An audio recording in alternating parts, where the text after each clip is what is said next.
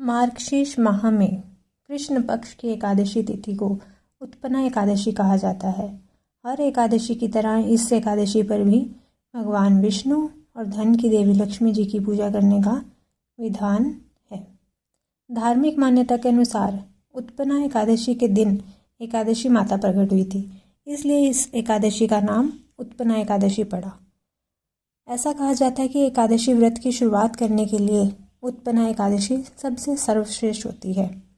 इसलिए आज के दिन अगर कोई एकादशी व्रत की शुरुआत करना चाहता है तो व्रत रख के शुरुआत कर सकता है।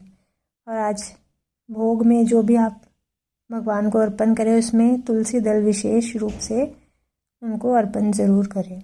आइए कथा जानते हैं। हरे कृष्णा, राधे राधे।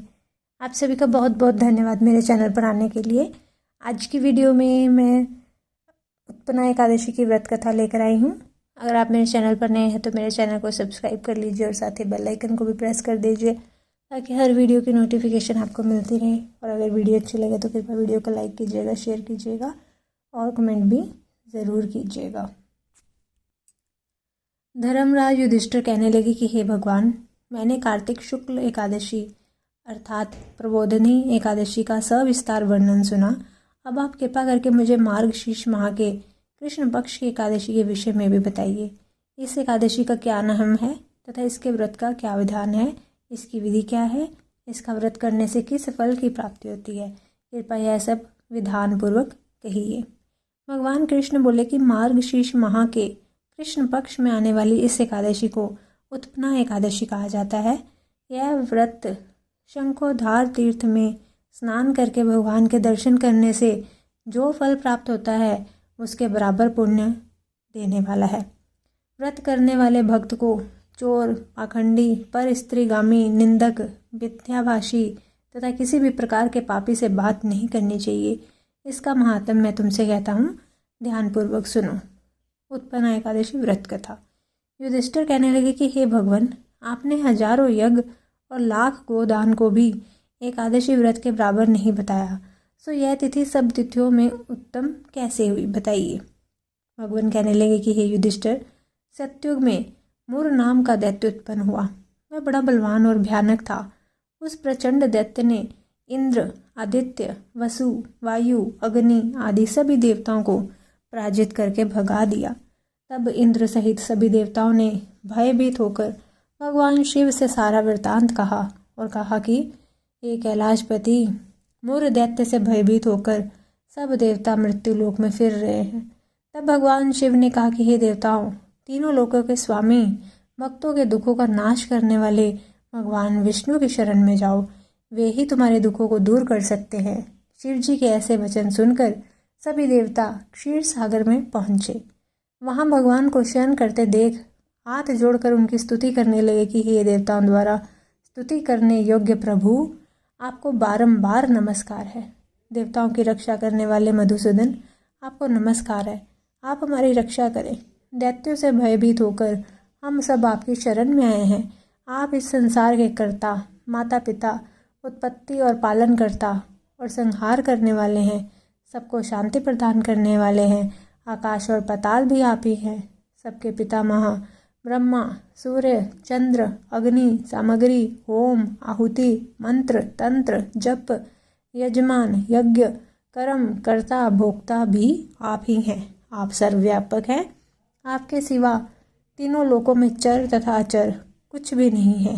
हे भगवान, दैत्यों ने हमको जीतकर स्वर्ग से भ्रष्ट कर दिया है और हम सब देवता इधर उधर भागे भागे फिर रहे हैं। आप उन दैत्यों से हमारी रक्षा करें। इंद्र के ऐसे वचन सुनकर भगवान विष्णु कहने लगे कि हे इंद्र, ऐसा मायावी दैत्य कौन है जिसने सब देवताओं को जीत लिया है? उसका नाम क्या है? उसमें कितना बल है और किसके आश्रय में है तथा उसका स्थान कहाँ है? यह सब मुझसे कहो। भगवान के ऐसे वचन सुनकर इंद्र बोले, भगवान, प्राचीन समय में एक नाड़ी जंग नामक राक्षस था। उसके महाप्रक्रमी और लोक विख्यात मुर नाम का एक पुत्र हुआ।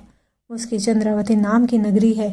उसी ने सब देवताओं को स्वर्ग से निकालकर वहां पर अपना अधिकार जमा लिया है। उसने इंद्र, अग्नि, वरुण, यम, वायु, ईश, चंद्रमा आदि सबके स्थान पर अधिकार कर लिया है। सूर्य बनकर स्वयं ही प्रकाश करता है, स्वयं ही मेघ बन बैठा है और सबसे अजय है। हे असुर निकंदन, उस दुष्ट को मारकर देवताओं को अजय बनाइए। यह वचन सुनकर भगवान ने कहा कि हे देवताओं, मैं शीघ्र ही उसका संहार करूंगा, तुम चंद्रावती नगरी जाओ। इस प्रकार कहकर भगवान सहित सभी देवताओं ने चंद्रावती नगरी की ओर प्रस्थान किया। उस समय जब दैत्य मूर सेना सहित युद्ध भूमि में गरज रहा था, उसकी भयानक गर्जना सुनकर सभी देवता भय के मारे चारों दिशाओं में भागने लगे। जब स्वयं भगवान रणभूमि में आए तो दैत्य उन पर भी अस्त्र शस्त्र आयुध लेकर दौड़े। भगवान ने उन्हें सर्प के समान अपने बाणों से बींध डाला। बहुत से दैत्य मारे गए, केवल मूर बचा रहा। वह अविचल भाव से भगवान के साथ युद्ध करता रहा। भगवान जो भी तीक्ष्ण बाण चलाते वह उसके लिए पुष्प सिद्ध होते। उसका शरीर छिन्न भिन्न हो गया, किंतु वह लगातार युद्ध करता रहा। दोनों के बीच मल्ल युद्ध भी हुआ। 10,000 वर्ष तक उनका युद्ध चलता रहा, किंतु मूर नहीं हारा। थक कर भगवान बद्री का आश्रम चले गए। वहाँ हेमवती नामक सुंदर गुफा थी। उसमें विश्राम करने के लिए भगवान उसके अंदर प्रवेश कर गए। यह गुफा 12 योजन लंबी थी और उसका एक ही द्वार था। विष्णु भगवान यहाँ योग निद्रा की गोद में सो गए। मूर पीछे पीछे आ गया और भगवान को सोया देखकर मारने को उद्यत हुआ। तभी भगवान के शरीर से उज्जवल कांतिमय रूप वाली देवी प्रकट हुई। देवी ने राक्षस मूर को ललकारा, युद्ध किया और उसे तत्काल मौत के घाट उतार दिया। श्री हरि जब योग निद्रा की गोद से उठे तो सब बातों को जानकर उस देवी से कहा कि आपका जन्म एकादशी के दिन हुआ है, अतः आप उत्पन्ना एकादशी के नाम से पूजित होंगी। आपके भक्त वही होंगे जो मेरे भक्त हैं। बोलिए श्री हरि की जय। तभी से एकादशी व्रत रखना जो है वो शुरू हुआ, उसकी शुरुआत हुई। भगवान ने उनको वरदान दिया कि जो भक्त उनका व्रत रखेंगे, एकादशी का व्रत रखेंगे, वे उन्हें सबसे अधिक प्रिय होंगे। अगर आपको ये जानकारी, ये कथा अच्छी लगे तो कृपया वीडियो को लाइक कीजिएगा, शेयर कीजिएगा, कमेंट करके ज़रूर बताइएगा। मिलती हूँ अपनी अगली वीडियो के साथ, तब तक के लिए सभी को हरे कृष्णा, राधे राधे।